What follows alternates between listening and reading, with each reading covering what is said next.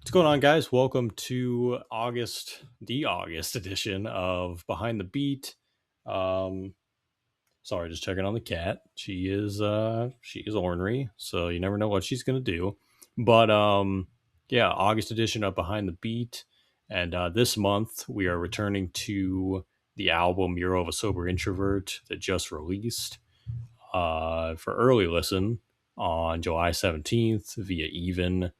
And by the time this video is out, it'll most likely be on all platforms as well. August 14th, it'll be on Bandcamp and all other streaming platforms.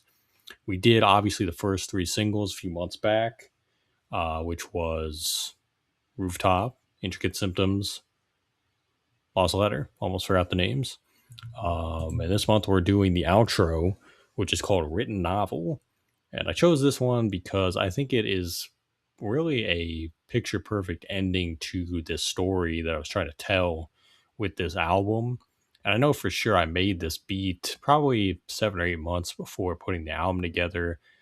I don't know if I've told on this particular segment, but obviously when I make an instrumental album, or really just a lot of albums in general now, I don't sit down and decide to make the full album right then and there. Like most of the beats you'll hear on this were made at totally different times, random times, and then I compile them all together based on mood and if I feel like they fit the vibe of what I'm trying to go for. And that's the same with this one. But I just felt like it had like a hopeful energy, a very just, you know, end of a book. Like I said, end of the chapter, end of the novel, and that's why I called it written novel. And I think the title too, it kind of reflects like my own life. What kind of story am I trying to write, and what type of legacy, if you want to use the word legacy, am I trying to leave behind? What is kind of the purpose for me doing what I'm doing? So that's kind of what the where the name derived from, but it just gives you that hopeful feel, regardless of the backstory. I think if you hear this, you'll just get a nice sense of feel good energy. So it all got started with these keys, and these keys, very long arrangement, definitely played by somebody who is, I would assume, classically trained. But I ended up just taking a few different parts from it and rearranged it. I'll play you the beginning of the sample, and then we'll go from there, and I'll show you the chops that I did with this. So let's hear the original start. Not from there. I'd like to hear from the beginning.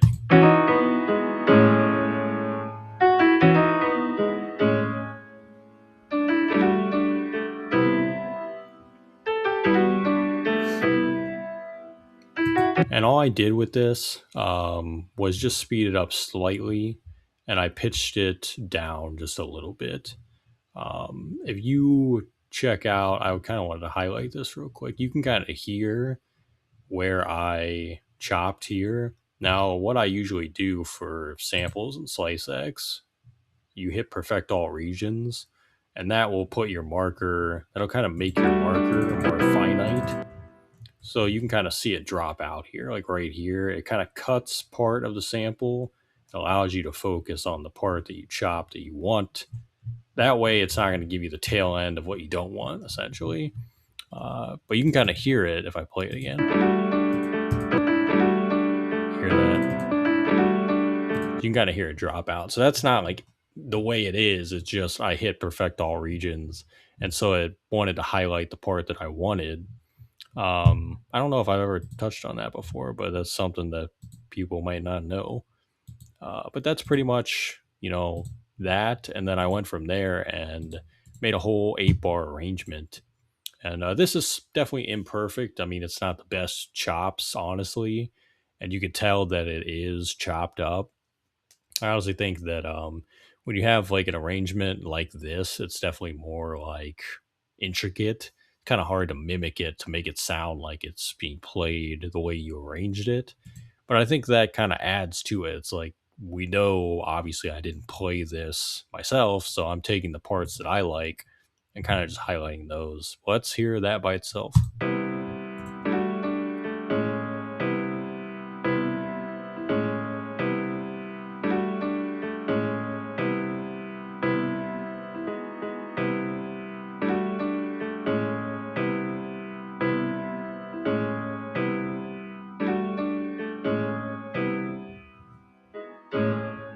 it kind of adds that imperfect feel to it, which I like. I don't really mind that. I've heard a lot of people that don't like stuff like that, but honestly, unless you're hearing it soloed out, you might not even tell. You might not even be able to tell. But just, something to kind of highlight there.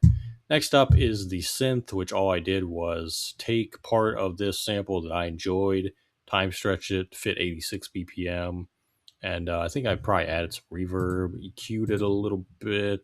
Yes, nothing crazy. Took most of the low end out, took a lot of the high end out, focused on the midtones. Let's hear it by itself. See a lot of midtones here. And that's it. There was another half to it, but the other half didn't really fit with this beat, so I just cut the other half, used that part. Now the drums, very much a live percussion type piece of drums here, and I didn't really do anything to it. I think I just time stretched it because it just sounds great the way it is. So let's check that out.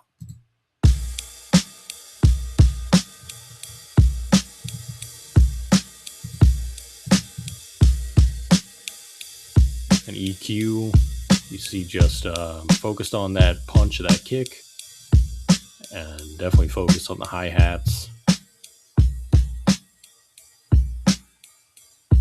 The hi-hats are definitely my favorite part of those drums. Very smooth hi-hats. Bass line is next. All I did was take the parts that I felt necessary. I kind of cut a lot of the variation and kept pretty simple root notes until the end of the 8 bars, and then I gave it a slight bit of the variation, kept it in a little bit. And this is just a simple bass guitar, nothing crazy. And I think just EQ'd it. So you can hear it. EQ'd it to focus on the low end.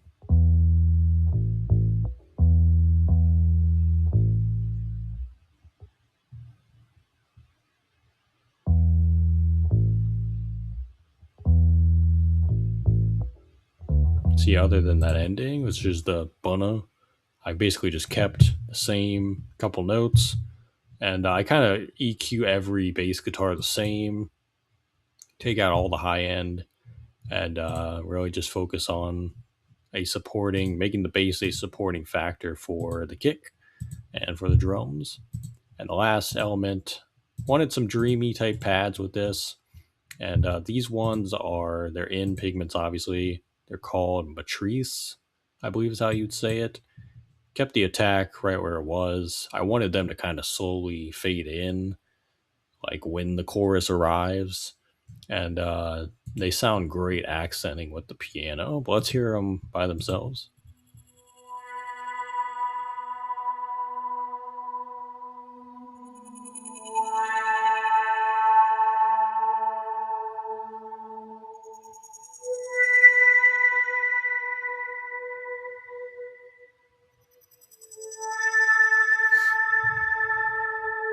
And all I did was take it up 1 octave. That's all I did with that. And that is it. That is Written Novel. So let's hear it. I'll play it from that last chorus till the outro here. Let's hear it.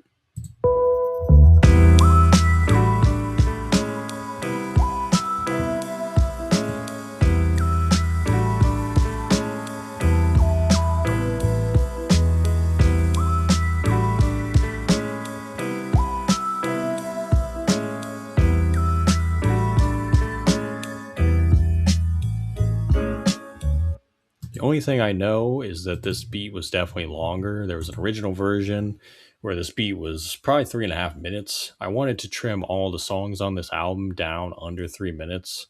I personally, at least with instrumental projects, I like to have the songs anywhere from 2 to 3 minutes, not really exceeding that. For the most part, I mean, there's some that bleed over a little over 3 minutes, but nothing crazy, maybe a few seconds. But originally, the whole synth thing, that didn't come in until the pre-chorus. I had kind of an additional, not additional, but like a different type of intro. And I think even the outro got changed slightly, But it was just to kind of condense it, focus on the most important parts, and kind of trim the fat a little bit from it. But that is pretty much written novel. And I guess a side note to that is, I've been thinking a lot about continuing to keep things both simple and complex with adding layers in and just the sound selection, sample selection, those sort of things. And all these instrumental albums I've been doing, they're kind of designed to be used either way. If they're used on just the instrumental album, that's fine. But I could see artists, singing, rapping over a lot of this stuff. And a good example is the EP I did with Sword Style Sean called Make It Canon. I don't know which song it is, but one of the songs, the beat is from Leaves and Soil, which obviously I put out at the end of last year, instrumental album. And it was the beat that was called Park Bench.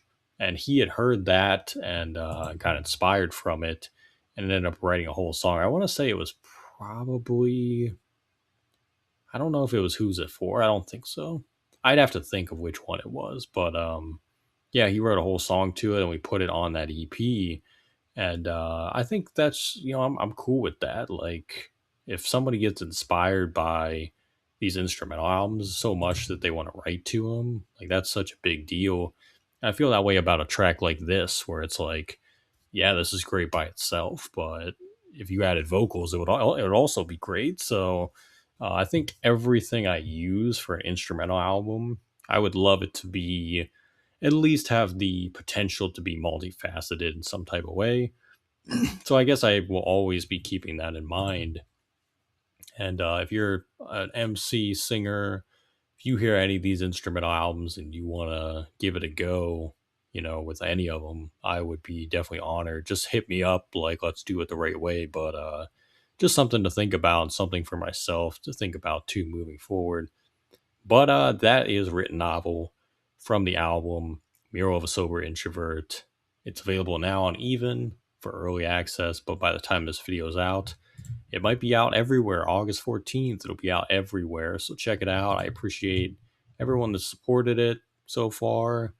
But even if you don't send any type of monetary value or anything like that to me, just listen to it. And I appreciate all ears that lend to checking this out, because this, as far as instrumental albums go, this is probably the most in-depth one as far as like creating a story, executing that story, creating content, that sort of thing. And it's obviously like personal to my life and what I'm doing, just my journey overall. So even if you can't relate to my side of things, like, hopefully you can enjoy the music and just enjoy what it's kind of designed to do.